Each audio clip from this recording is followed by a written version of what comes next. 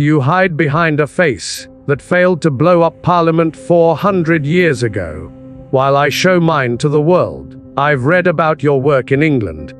The precision, the symbolism, the flair for dramatic timing. Impressive choreography for a revolution. Most terrorists just set bombs and hope for chaos. You stage entire performances. What's it like being anonymous, when the whole point is making people remember? Anonymity is armor, Eric Lenscher. Names become targets, faces become wanted posters. You've made yourself famous enough that mothers warn their children about the metal, bending mutant. Fame is a cage disguised as a crown. This mask has outlived every government that tried to silence it. Your face will age and die while my idea remains eternal. Movements need martyrs with names. Anonymous heroes become forgotten symbols. Rosa Parks didn't hide her face when she refused to give up her seat. Martin Luther King didn't wear a mask when he spoke about dreams. You want revolution without taking responsibility for the blood it requires. Trust is earned through actions, not appearances. The people of London trust me more than they trust their own government officials whose faces they see daily. You inspire fear first, respect second. I inspire hope first, fear only in those who deserve it. Your war is against genetics you cannot control. Mine is against systems we can dismantle. Hope dies quickly when the boots come marching. I lived through systematic extermination once. Watched hope get loaded into cattle cars and shipped to death camps. Your revolution plays by rules that tyrants ignore. You target buildings and symbols while they target flesh and bone. When Norse Fire rounded up dissidents for their camps, did your theatrical bombing campaigns save a single life? My campaigns exposed their crimes to a population kept ignorant through propaganda. Sometimes revelation matters more than rescue. You fight the symptoms of oppression while I attack its foundations. Mutant registration leads to mutant camps, leads to mutant graves. I prevented Britain from completing that progression. Your battles save individuals. My war saves the possibility of freedom itself. Freedom is meaningless when you're dead. I've torn apart Sentinel factories because machines designed to hunt children need to be stopped immediately. Not after years of careful planning and artistic statements. You let Eve Hammond suffer in a fake prison to teach her about courage. I would have killed her captors on sight.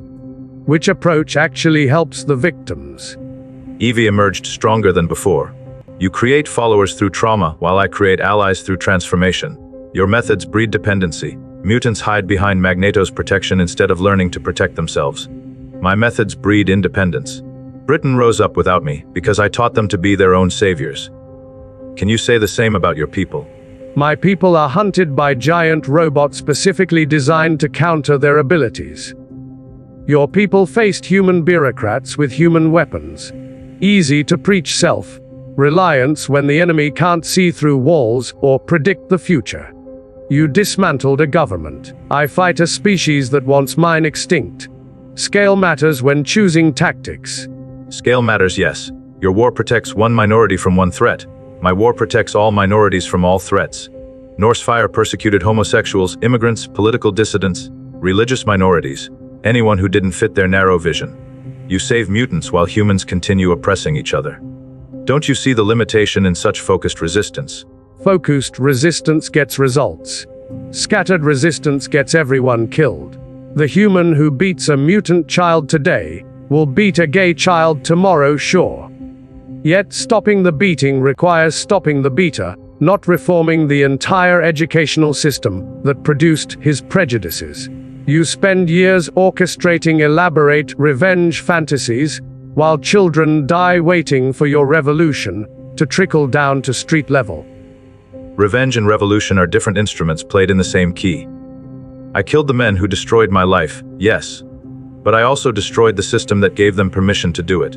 You kill the Sentinel operators while leaving the Sentinel program intact. Hydra understood this principle perfectly. Cut off one head, two more appear. Why attack symptoms when you can cure the disease? Hydra also understood that grand conspiracies collapse under their own weight. Your revolution succeeded once in one country against one government. Can it work globally? Against multiple power structures simultaneously. I wage dozens of smaller wars because reality is messy and complicated. You want elegant solutions to ugly problems. Elegant solutions often prove more durable than brute force.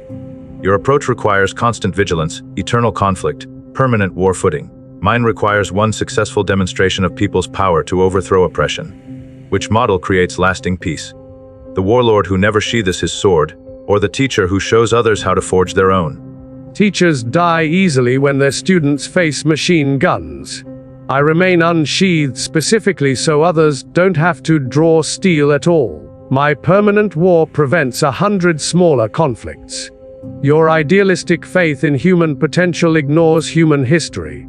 People prefer comfortable slavery to dangerous freedom. They'll vote for their oppressors if given the choice. Then why do you fight for them? If humans are truly hopeless, if they'll always choose comfort over courage, what's the point of protecting mutants from a species too cowardly to save itself? Your entire crusade rests on the belief that oppression can be overcome through resistance. We share that belief, we just disagree about methods. I fight for mutants, not humans.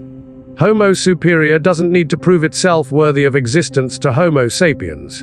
Your revolution assumes that people want to be free.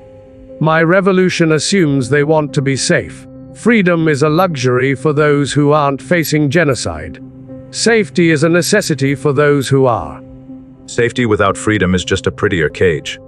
Your mutants may survive under your protection, yet they'll never truly live. What happens when you're gone? Will they know how to defend themselves, or will they simply wait for the next strongman to save them? You've built a cult of personality around necessity. I've built an idea around possibility. Ideas don't stop bullets. Your possibility died with you in that building. Britain needed V alive more than it needed his symbol. My necessity continues whether I live or die. Power attracts power.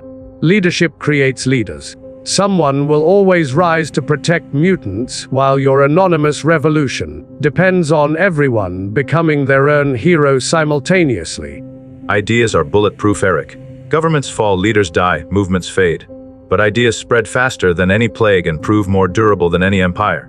You've made yourself indispensable to your cause, which means your cause dies with you. I made myself expendable to mine, which means it survives everything. Remember, the 5th of November. Do children sing songs about Magneto?